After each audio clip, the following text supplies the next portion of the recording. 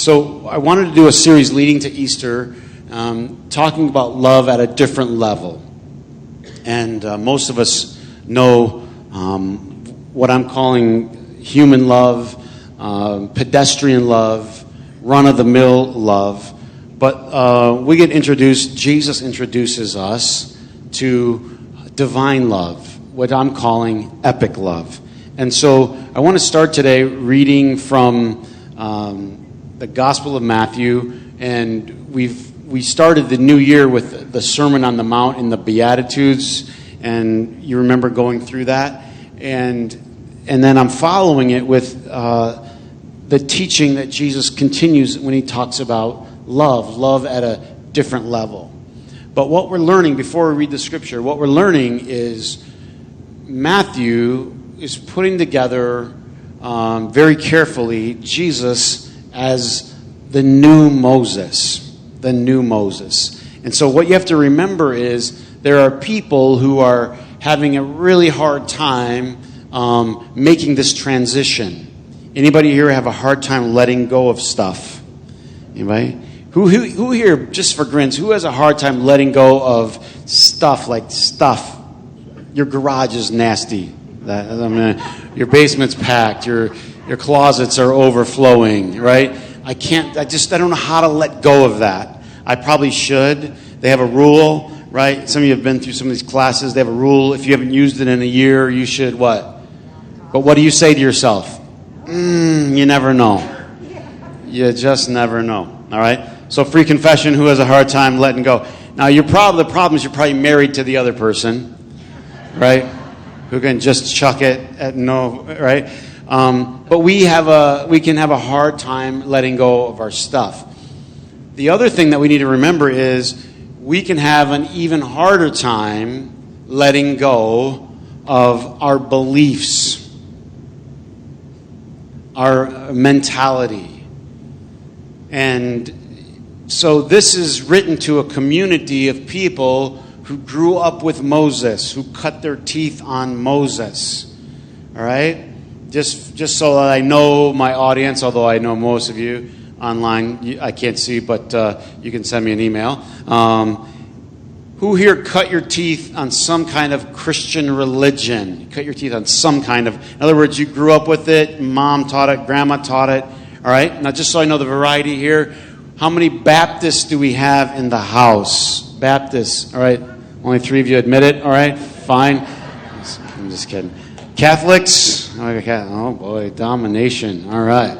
Because you're the real church, of course, right? How many Lutherans do we have here? Close, but no cigar, right? All right, got our Lutherans. Methodists. Oh, look at you guys, all right?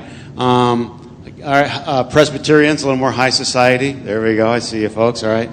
Episcopalians, right up there next to God himself. All right. So anyway, we got all the varieties. Now, what happens is what you learn, you latch onto. Let's say it together. What you learn, you latch onto, and it becomes a part of you. So you might miss this the first time you go reading the Sermon on the Mount. Matthew 5. Now when he saw the crowds, he went up on a mountainside and sat down. If you read in Luke's Gospel, Luke chapter 6, it says he went to a level place and taught. This is classic. I don't have time, but I was looking up in one of the many Bibles that I have, and this one gives you like questions and answers. And so they try to answer the question, why does Matthew say he went on a mountain to teach? And why does Luke 6 verse 17 say he went to a level place? And the answer the guy gave in this little question and answer Bible, which they never put their name next to, I noticed. The answer he gave, forgive me if I laugh, was, well, it was probably a level place halfway down the mountain. And I thought to myself, people are buying these Bibles. People are paying money for that answer. Are you with me? Like, talk about a stretch. You know what I mean? And the stretch is because they're trying to find some way, this is such an important thing, and I'll get off this topic, they're trying to find some important way to homogenize the four Gospels. Smash them all together, right? And they weren't meant to be, ready? Smashed together. If they were supposed to be smashed together, we would only have one. Anybody have a V8 moment? We would only have one. We don't have one, we have four. We have four versions. And they're distinct. So maybe a better way, because the problem is people have always tried to look at these as pictures, as snapshots. Think about this. I heard one guy say, I can't argue it. He says, if God wanted us to have a perfect snapshot of Jesus, he would have had him come in the day of video recorders. We could just watch him on YouTube. Nope, he said this. Rewind it. No, he said this. But Jesus wasn't here in the day of YouTube, right? So we have four portraits. Not snapshots, portraits. Guys telling the Jesus story with their language, with their filter. And this guy, Matthew, puts him on a mountain for a particular reason. This is the new Moses. I could go through several other examples to show you, but of course later on in this Sermon on the Mount, he says, you've heard it said, and he quotes who? Moses. But I say to you. You've heard it said, but I say to you. He's giving us something new. And he's weaning us off Moses and getting us to something new. Anybody here need to wean off some old stuff, some old mind? Nobody? I don't even know why I'm up here. Old religion, old upbringing, old way. Do you need to wean off? Now, this is the thing. Sometimes you got to wean. You can't just go cold turkey. Huh? I know for a fact. I know, like, because some of you raised your hand that you were Catholic in here, but you ain't telling nobody else that you're here. You didn't tell your mother-in-law. You ain't telling, right? And you won't be here on Easter because you won't get credit. Am I close? So you got to wean. Some of you got to wean. And I know for a fact people come here on Sunday morning, they go to Catholic church on Saturday night because you got to get credit on Saturday. And you come here for whatever, grins. But this is true. This is I'm not. It's human nature. We have to wean. I believe this. I knew this. I was told this. I'm sure of this. Can you imagine trying to get people off of Moses? I was telling the band backstage that this morning I was listening to YouTube videos, and I was going to do it, and I thought I better not because people, I don't know, they're going to. But what I was going to do was I was going to put a picture of Moses because there's so many classic pictures of Moses. You know what I mean? With shepherd's staff and like 10 Commandments, stone tablets in his hand. He's so powerful. And then I was going to play "Stuck on You" by the Commodores, Lionel Richie, right? But we stuck. I just thought it would be kind of cool, all these images of Moses stuck on you. Maybe next service, Tim. You never know. Stick around. It might happen. But you're stuck. Like they're just stuck. They can't get away from. And so what Matthew's doing is he's weaning people off of Moses. And the reason is we have a hard time unlearning things. We have a hard time unlearning things. Isn't this true? It gets stuck in you and it becomes a part of you. What we're learning now about how the brain works is fascinating, right? You get these like little grooves. These are my words. I'm not a neuroscientist, but I'll just use this word, grooves, like a rut in your brain, in the way that you think. And so that's why things are addicting. That's why when you're supposed to go to the store to get milk, you drive the way you're driving to work. That's why, because you have these worn-in patterns. And unlearning is difficult. I heard a guy use this phrase, which I thought was good this week. He said, a lot of people have religious PTSD. You were told about this angry God. You were told about the thunder and lightning. And he said, literally, scientifically, because it was so dramatic, listen very carefully to what I'm saying, it literally lodges in your brain at a young age. You know, like little Charlie, you know, I'm like, so I don't want anything to terrify her. Does anybody know what I'm talking about? She's just almost 4 months old this week. I don't want anything to terrify her. If anything, I want to make sure nothing. But I guess what happens is if you hear something so terrifying. Now, some of you grew up on this. It was always the flames of hell. It was always this angry God. It was always this wrath is going to get you, and so it literally lodges in the brain. Then Jesus comes along and teaches us something different. And it takes a while. It takes a while. He goes on, and I want to read some of the words from Matthew's gospel, because this is what I want to get into when we talk about epic love. You have heard it was said, eye for an eye, tooth for tooth. But I tell you, don't resist an evil person. If one strikes you on the right cheek, turn to him the other also. I've done an explanation of that. It's not about being a doormat. It's about providing creative tension that forces someone to change you. But it doesn't tell us we have the right to return violence. And if someone wants to sue you and take your tunic, now just think about this sentence right here. How this does not fit in our American brain. So not only did these people have to unlearn Moses, today many of us have to unlearn our American cultural upbringing. Would it be okay, whatever you think of this verse and whatever you think of, would it be okay if Jesus said something that didn't agree with common American culture? Please, someone give me a yes or a maybe or just one. If he said one thing, would we be willing to go, uh-oh, maybe everything that I cut my teeth on, right, red, white, and blue, I got a red, white, and blue little zip up I wear every time the Olympics come on. All right, cheer for our team, etc.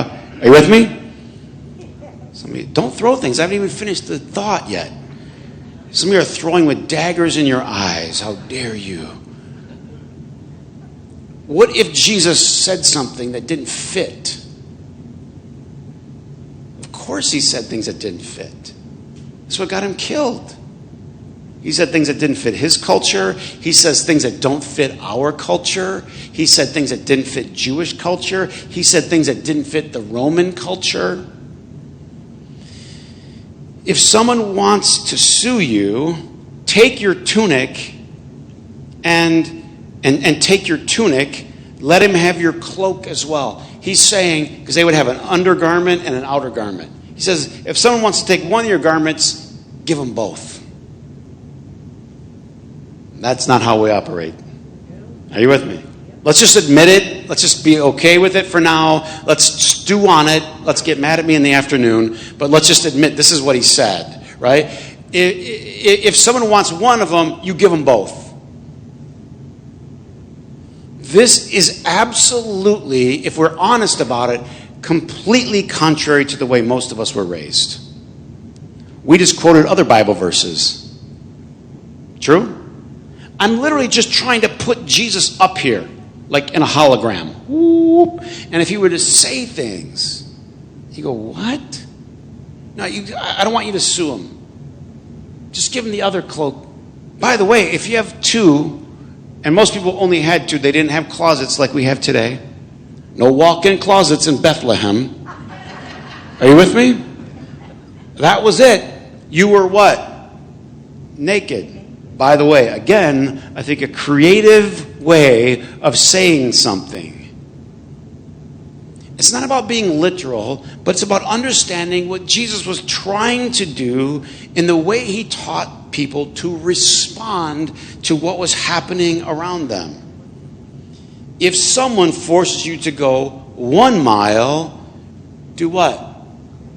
Go to. And I've taught on this several times, so I won't. But you could go by law 1 mile. Many Jewish people had a marker a mile from their house. I'm done. I did my duty. I did my obligation. You forced me. Then he goes to say, you have heard it was said, love your neighbor and hate your enemy. But I tell you, again, updating, love your enemies. Pray for those who persecute you. This is an update. This is something new. Their level of thinking allowed them to pay people back, to love the people that loved them, to love their neighbor, to love their team, to love their tribe. But Jesus was trying to get them to expand. This is difficult. The funny thing about this is some of the most difficult and challenging things that you will ever think about in your life. You have to do something with this. You have to throw it out. You just go, I don't know, it's just a bunch of nonsense. But for us to repeatedly stick fish on our car and crosses around our neck and do the Jesus thing over, but just to blatantly not even consider any of this is different. This is what you call epic. And he tries to explain something that I think a lot of us glazed over. He says, pray for your enemies, love your enemies, and pray for those that persecute you. Now, enemies here, we don't know. We could assume in that day, he was talking about the Roman Empire, right? In that day, that would be maybe the most logical assumption. Just uses the word enemy. So when we have an enemy, it could be a national enemy, a political enemy. You could think of it as a personal enemy. Anybody here have any declared enemies? People that are just against you? Or you were brought up and you were taught, handle your enemies. Then this is the part that maybe we glazed over. He causes his son to rise on the evil and the what? Good. They both get sunshine. And they both get rain. Now this is important. Most people did not believe that in that day. What they believed is God sends rain to the what? Good team. And they would have quoted from Moses, the land of what? None of you went to Sunday school? Goshen, right? Where it rained there. It didn't rain on the bad people. It just rained on the good people. And they would have gone back to that well over and over and over and over again. And some of you have used that well. And you say, well, I got a good job because, me and God. Think. And Jesus comes along and says, no, he makes it rain on the just and the unjust. They all get sunshine and they all get rain. Then he says, if you love those who love you, what reward would you get? It's easy to love people who love us. This is what I've been calling in this series pedestrian love. Run-of-the-mill love. And so today, I just want to tell you two things that I think that is trying to peek through in this message about epic love. Before I tell you, I got to tell you a story. I was on the airplane the other day, and how many know, like if you flying can just be a frustrating experience in general, right? The bags, the crowds, and I'm on the airline, which I don't know why I ever fly on this airline. People love it, but I'm not there yet. And it's the airline where everybody grabs your own seat, and it's so grabby. You know what I mean? You get on and you get your own seat. And so you know what happens on this airline. You get on, and if you aren't on the A list, right, you come in. I'm never been an A list person, right? I'm like D minus, and the dogs come on in. And I get on there, and of course, what people do is they sit down, they take the window and the aisle, and then they put their bag in the middle, and they look down. What are they saying? Don't sit here. Don't sit here. Don't sit here. Don't sit here. You piece of trash. Don't sit here. And then you're just stuck. You're just like, and everybody on the plane is doing it. And so you just walk down the aisle. And some of you don't think this. I'm actually kind of a shy person. Like I'm not. It's like, do you? I paid for the. I was going to say a certain word. I paid for the seat. Why should I feel bad about? Is anybody with me?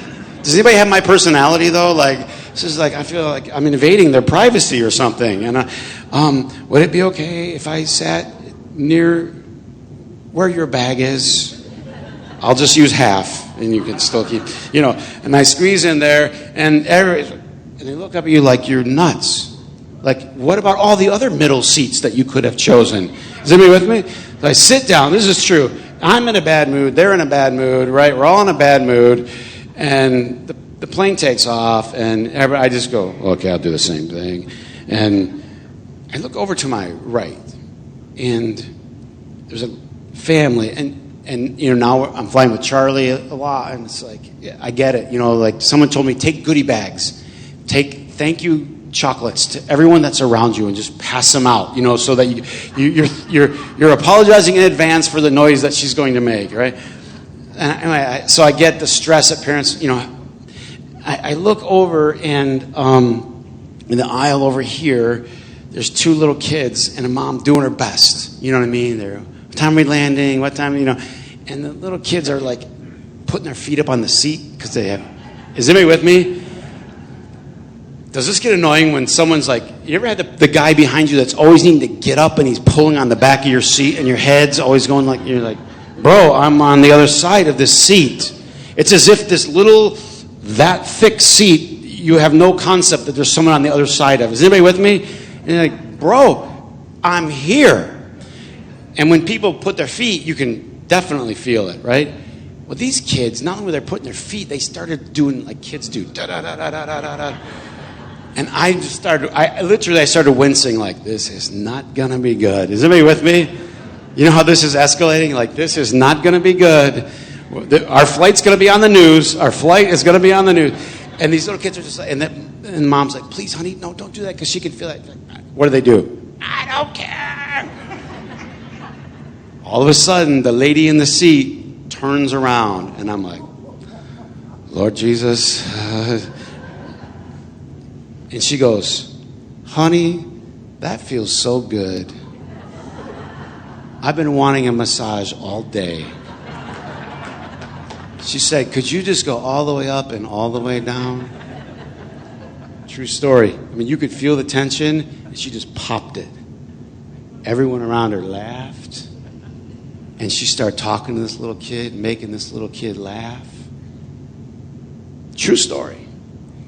She kept turning around and talking to him, and I kept thinking, well, at least the joke would be over and the kid would stop. But, kids, they don't stop. Oh, good. And this lady just kept going with it. As the flight came to a close, she turned around and she grabbed a large, not $2, a large bill and handed it to this little kid and said, buy yourself something great on vacation. I want to say something about epic love. Epic love always surprises you. It always surprises you. We see pedestrian love every single day of our life. We see the person turn around. We could say rightfully so. I could think I probably wouldn't have been the happiest camper in the world, right? Just me. Epic love always surprises you. You love somebody that loves you. You see that all the time. Jesus talked about this. When you have a party, you invite somebody that you want to invite you to their house. You invite the rich or the wealthy or the famous because you hope to get invited by them. He goes, no, invite somebody that could never invite you to their house. And that's predictable. That's pedestrian. Every time something's predictable, it's pedestrian. Well, I saw that coming. Well, I saw that coming. This guy cut this person off. I saw that coming. We live in such a predictable world. And what Jesus was doing in this, taking us to epic love, is he goes, I want to teach you something that's not predictable. Think about it. You ever read the parables? The parables are full of surprises. I mean, I've told you this before when I've taught, but we did the series on the parables. We call it the Good Samaritan. One of the worst things that ever happened to the scriptures when people started putting headings in there. One of the worst things that happened to the Bible. People put headings in there. So it's called the parable of the Good Samaritan. That's giving the punchline before the guy even starts the joke. Because it's a good Samaritan. It's like saying this is a good jihadi today in America. Parable, it takes away the zing. You got to wait for it. Oh, the good guy is the bad guy. The bad guy is the good guy. It's always a surprise. The parable about the boys sleeping in. Anybody here have boys that sleep in? Slept in.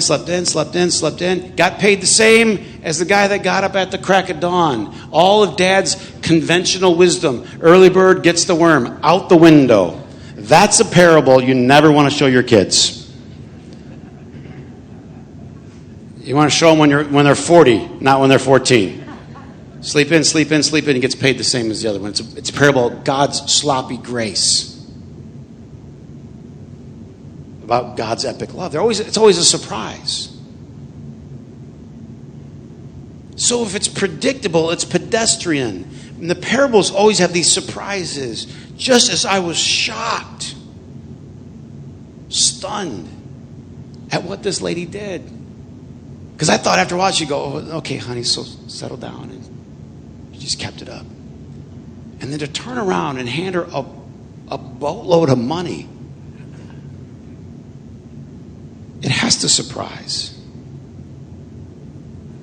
You see, after a while we get a little predictable, aren't we?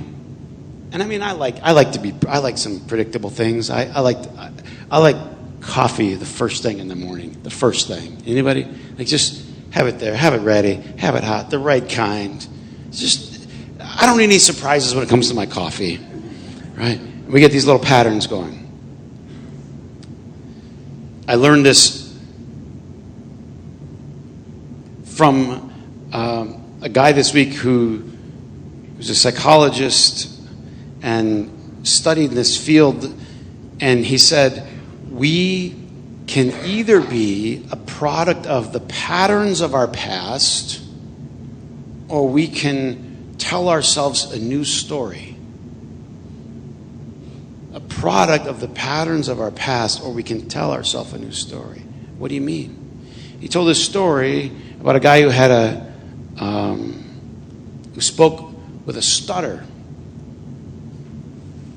And you go through all these things, there's speech therapy, you do all these things, but he said really the thing that changed this guy from speaking with a stutter to not having a stutter is he just told himself a different story. He just started to say, I don't have a stutter. And he started to believe. This is huge. Either you believe something that's about your past that you drag into your future, or you start to say something new that takes you into a new future. I'm starting to notice, like little Charlie, she's got patterns. You know what I mean? Like, for me, it's basic. I'm like, starter dad. But she just takes his little bottom lip and it just goes. Just like that. That's a pattern, right? Something predictable is going to happen, what? Right after that. Isn't this? And we have the same thing. We got our little pouty lip out. And then the next thing happens. It's predictable. Listen. Epic love is not predictable. It has to surprise. It has to do the thing that you don't want to do or you wouldn't think to do or no one would guess you would do. It goes the second mile. It gives the extra cloak. It turns the other cheek. It's always doing the unthinkable. It turns around and asks for a massage. It's not predictable. To me, too much of what I've seen as Christianity is so predictable. Out of time. The second thing I was going to say is it reverses the escalation. So I'll just say it in closing. Epic love reverses escalation. Escalation is really simple to understand. It's simple to understand from the days when I was a kid and we sat in the backseat of the car, went on vacation, and it didn't matter if we were going on vacation to Toledo, right, or Tennessee. The minute you got in the back of the car, it was time to fight. I don't know what it is about being two young boys. It was just time to fight. We got to fight about something. We drew a line, and the line said, "Don't come on my side." Right here. There's the line. And if there was like a convenient, what do you call that little thread in the thing there? Piping, is that correct or something? Piping.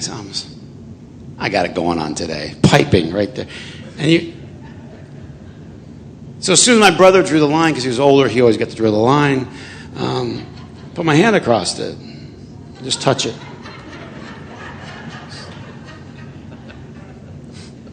Does anybody know what I'm talking about? Or was my family that far gone? Say, okay. Well, it just doesn't end there. Does anybody know what I'm talking about? It's called escalation. 1, 2, 3. It's escalation. It has to elevate. And so, put it over there. And then what does he do? Sticks his whole arm. Mom, you get on your side, you get on your side. Stay on your side. She turns around. Finger, elbow, shoulder, punch in the shoulder. Anybody with me? Right? And it just goes, it gets higher and higher. Is it right? And it continues to escalate. You have to outdo the next person. And somehow there's something inside of you. I don't know what it is about being 8 years old as a boy. You can't let it go. There's no way I can let that go. I can't let this go. I just can't do it. I'll be less of an 8-year-old man if I let it go. I got to get over. I got to do his side. I can't. I have to retaliate. I must. And it escalates. And all it is we're just adults doing the same thing. We just have to escalate. We have to escalate. And so what epic love was this is important. And maybe I'll do it next week because I didn't get time to. It reverses escalation. And that's what the cross is about, by the way. It reverses the escalation of violence. Like when a jet lands and have these thrusters, and then when it hits the tarmac, they do a reverse thrust. You hit neutral for a minute, and all of a sudden it goes, and it's the reverse thrust, and it's all that force and all that momentum. And think about the reverse thrust to try to slow that thing down. And the cross is literally the reverse thrust. We got to slow this thing down. We got to save the world. Thanks so much for watching today. If you like today's message and are interested in connecting with us further, just visit our website. The website is also a great place to watch the message you saw today and many others, along with ways to connect, support, or to grow. We hope you enjoyed your time with us today, and be sure to tune in with us again.